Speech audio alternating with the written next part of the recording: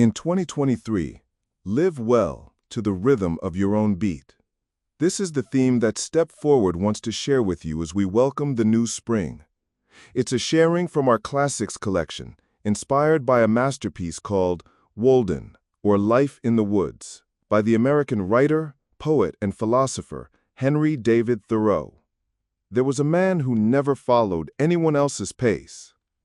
In 1833, there was a very outstanding young man named Thoreau. He was accepted into Harvard University, and in his free time, he would often write essays and publish them in newspapers. He did it purely for his own enjoyment, not as a means to chase achievement. He also read a lot of books, but had no desire to follow the old paths of those who came before him. He lived by his own rules.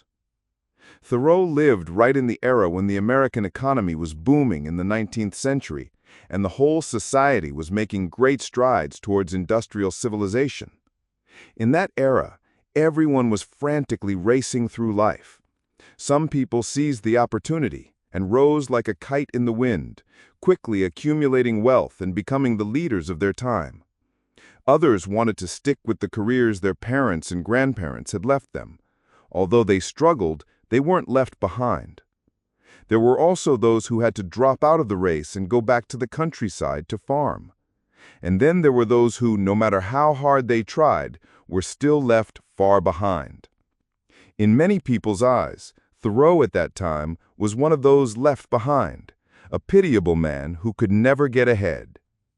After graduating, Thoreau worked as a journalist for a newspaper, but his manuscripts were not approved by the editor-in-chief. He also ran a private school with his brother, but it eventually went bankrupt. After that, he worked in his father's pencil factory.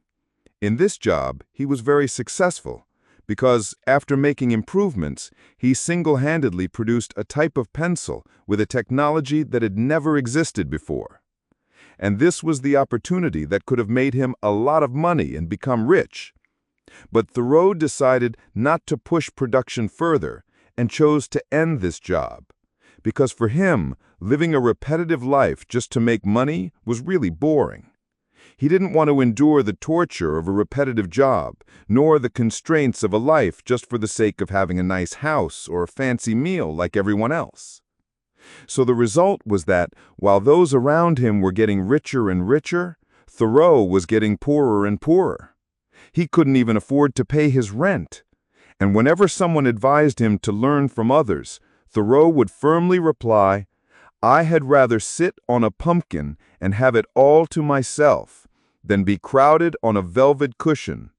I would rather ride on earth in an ox cart with a free circulation than to go to heaven in the fancy car of an excursion train and breathe the malaria all the way." For him, the most important thing in life was not to surpass others or to be on par with his peers. Achieving success like everyone else wouldn't necessarily bring him true happiness. What's important is that each of us needs to find our own rhythm, our own beat. And because he was a man who did not follow the pace of those around him, a man who did not let any rules hold him back, these very things created Henry David Thoreau, a writer, poet, naturalist, thinker, a pioneer of transcendentalism, and also a philosopher of nature and its relationship with human life. It can be said that he is one of the few American writers after the 20th century to have such a profound influence and be loved by readers all over the world. Walk to your own beat.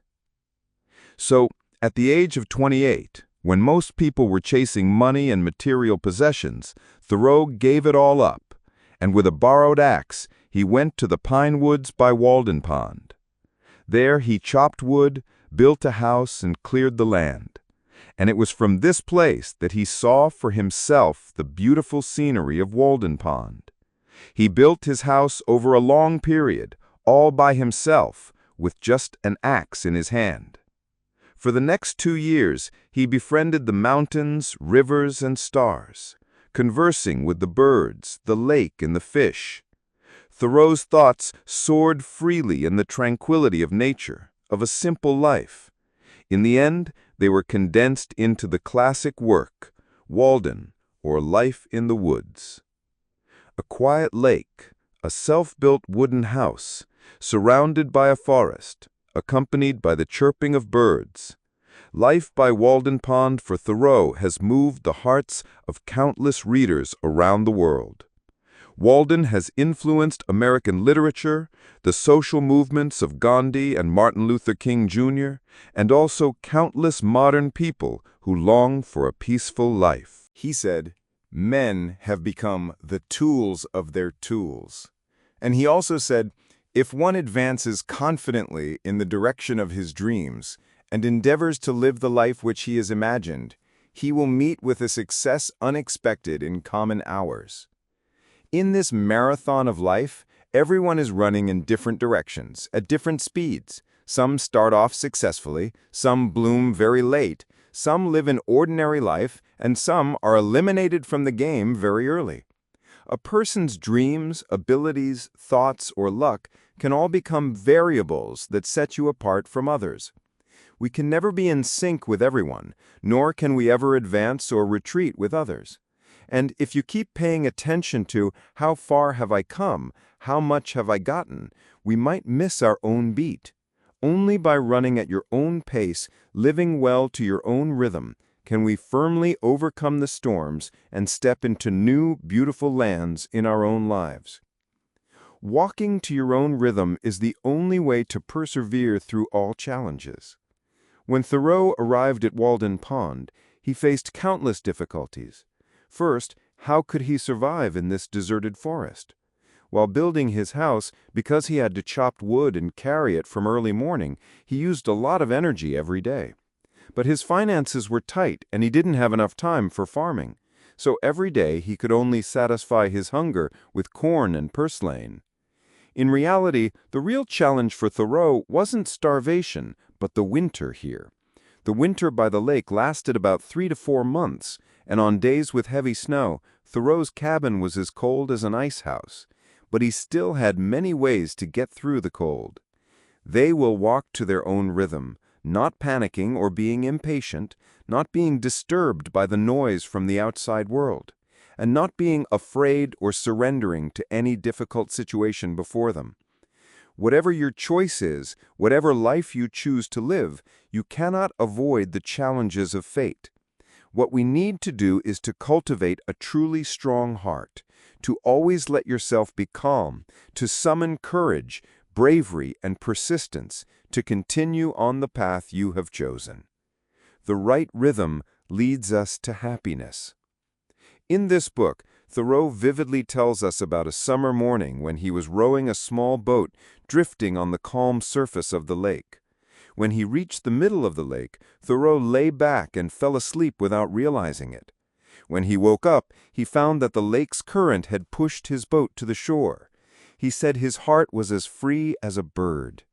Although the days at Walden were difficult, Thoreau experienced a peace and joy he had never had before.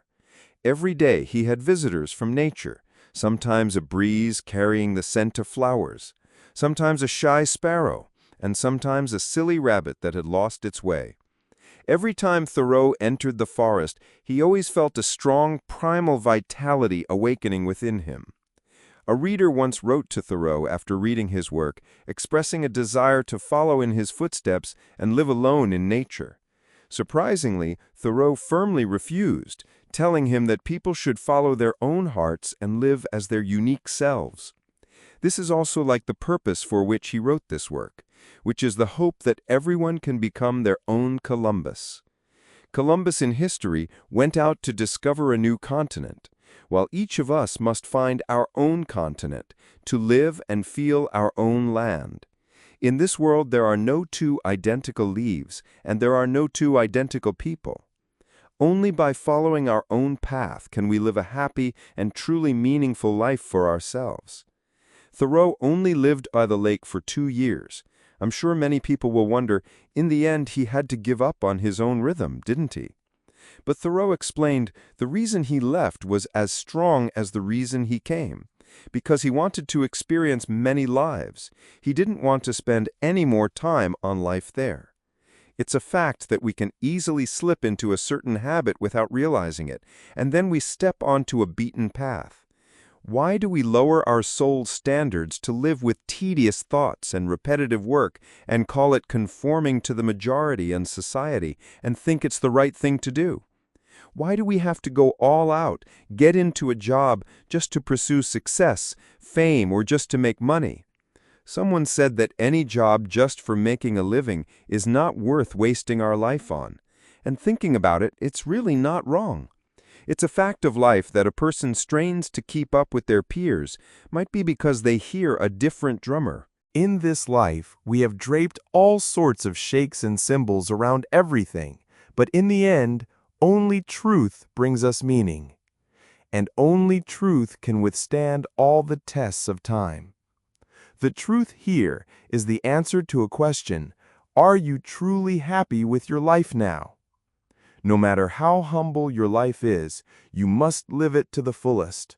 Live well, to your own rhythm. Never run away, never complain or moan about it. No matter how difficult it is, you must put your passion into your present life. Even if you live in a cramped place, you can still find your own joy and shining light. The book, Walden, will certainly leave different feelings in each of us. We don't need to completely agree, and we don't need everyone to approve.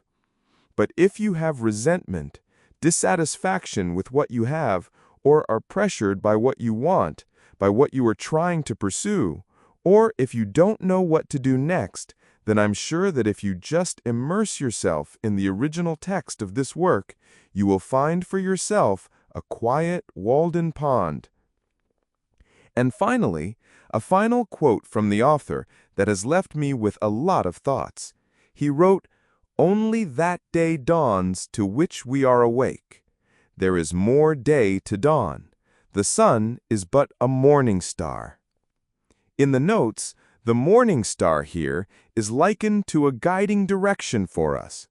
Thoreau hoped that in the rest of our lives, all of us can discover a new direction with our own steps and can also experience a completely different life, because life is not about how much you have, but about the experience.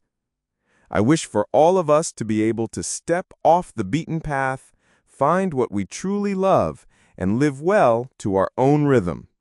And today's video is made as spring arrives, a time when we open a new chapter. So I hope that the first thing this year is that we can have a different start compared to our old steps, and I hope all of us can find our own rhythm, living to the fullest with all our own passion. Finally, thank you for listening. Goodbye, and see you in the next videos.